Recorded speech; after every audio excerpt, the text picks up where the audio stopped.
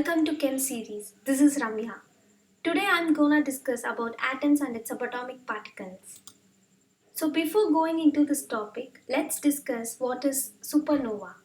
Supernova occurs when a large star collapses and explodes.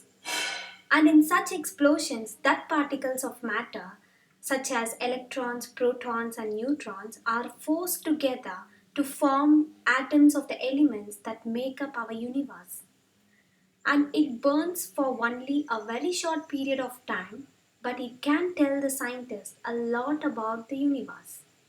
In our Milky Way, if supernova occurs, we cannot able to see because of dust particles. But Johannes Kepler discovered the supernova in 1604. So what causes it actually is there are two reasons. One is binary star system, that is, when the two stars that orbit the same point at that time, one of the star will steals the matter from the other companion star. Eventually, having too much matter causes the star to explode, resulting in a supernova. The second reason is when a star's lifetime ends and it runs out of the nuclear fuel, so some of its mass flows into its core. Eventually, the core is heavy that it explodes. Okay, now starting with our topic, let's first see what is inside the atom. However, as we probably know that the atoms are not quite as indestructible as Dalton and other philosophers had thought. But in early 1800s and 1900s, many experiments were performed to prove that the atoms are composed of subatomic particles like proton, neutron, and electron. Here, the nucleus is composed of neutrons and protons, which is collectively called as nucleons. And as you see here, the protons are positively charged particles, whereas the electrons are negatively charged particles, and the neutrons are with neutral charge, and its mass is slightly greater than that of the proton. Here you can see I have written A element Z. A stands for mass number, which contains both protons and neutrons, whereas Z stands for atomic number, which contains either protons or electrons, since for an element the number of protons and electrons are equal in number. So first let's discuss the discovery of electron. In 1834, Michael Faraday discovered that the passage of electricity through aqueous solution could cause chemical changes. And this was the very first hint that the matter was electrical in nature.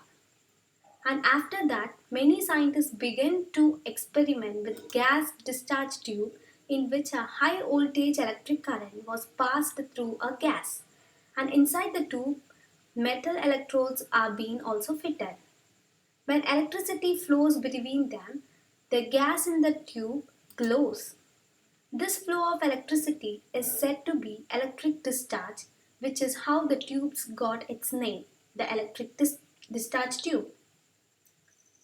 The scientists who studied this phenomena did not know that what caused the tube to glow, but soon they found out that the negatively charged particles were moving from the negative electrode to the positive electrode, which causes the emission rays that glows. Scientists call these rays as cathode rays. Then comes the British physicist J.J. Thomson and modified this cathode ray tube and found that the cathode ray particles are in all matter. They are in fact, it is electron. So how he performed the experiment is, this tube was made by J.J. Thomson and he did his experiment in this tube. A beam of cathode rays is focused on a glass surface coated with phosphor because when the cathode ray strikes, it glows. That is the point B. And you see, the cathode rays are passed between the poles of magnet and also between the pair of metal electrodes. The magnetic field tends to bend the beam in one direction, that is the point C. while the charged metal electrodes will allow the beam in another direction, that is the point A. Then he adjusted the charge on the electrodes to cancel the two effects. By those adjustment values, he was able to calculate the quantitative information, that is, the ratio of its charge to mass, E by m, and found its value to be minus 1.76 into 10 power 8 coulombs per gram.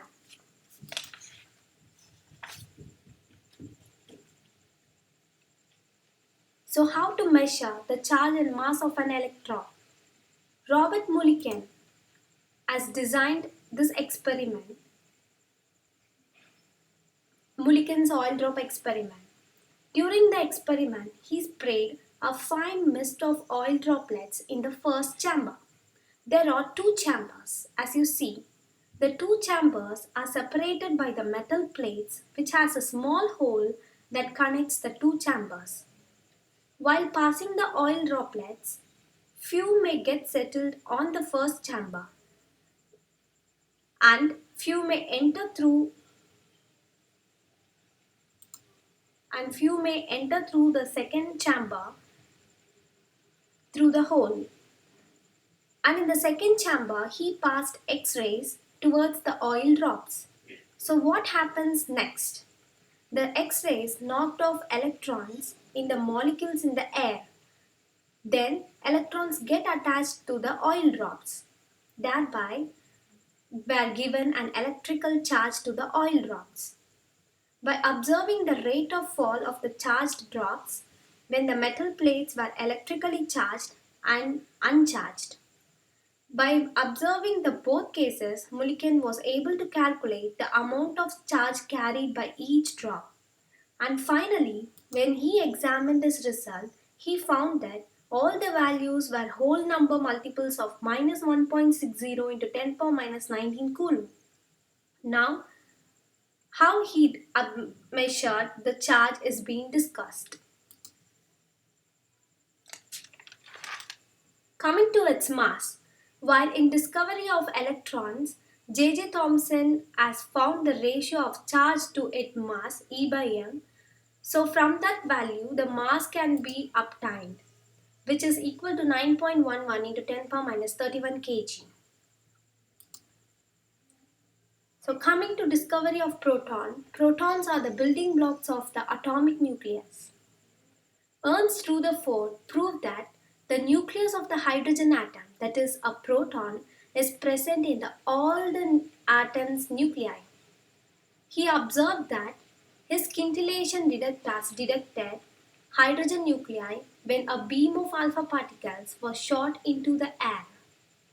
Further, he investigated that these hydrogen nuclei were produced from the nitrogen atoms present in the atmosphere.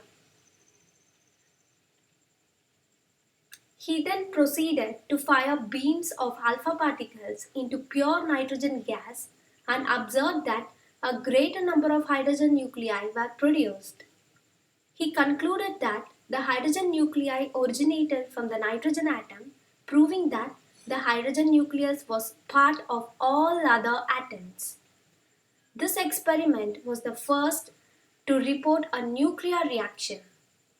Here, the N14 is being struck with alpha particle and a proton is being evolved. So before starting in discovery of nucleus, let me tell you about plum pudding model. Long back, before discovering nucleus, scientists knew that the positive charge in the atom that balances the negative charge of the electrons, thus making the atom neutral. But they don't know where the positive charge was coming from and where the electrons were situated. J.J. Thomson proposed plum pudding model that the positive charge will be like pudding and the electrons will be like plums inside. Early in the 20th century, Rutherford and his students studied what happened when the alpha particles hit thin gold foils. Alpha particles are composed of helium nucleus which has masses 4 times of proton. They are emitted from unstable atoms like radioactive elements. The scientists curve the zinc sulfide screen, which flashes when alpha particle strikes it. So according to Plum pudding model, Rutherford and his workers expected that the alpha particles will pass through the atom since the positive charge is thin enough and light. But what unexpected thing happened is when they strike the gold foil with alpha particles, it get deflected or scattered back. But it did not went straight to it. This was the expected one and this was the observed one. So they wondered why it happens. Then they did this several times and observed that same deflections and scatterings were observed. Hence, they came to a conclusion that the nucleus, which has positive charged proton and neutral neutrons, are present at the center of the atom so that it repels the alpha particle on striking it. And that leads to a slight deflections and backscattering happens. So, this is how they found the nucleus, which is present at the center of the atom. Thank you guys for watching it.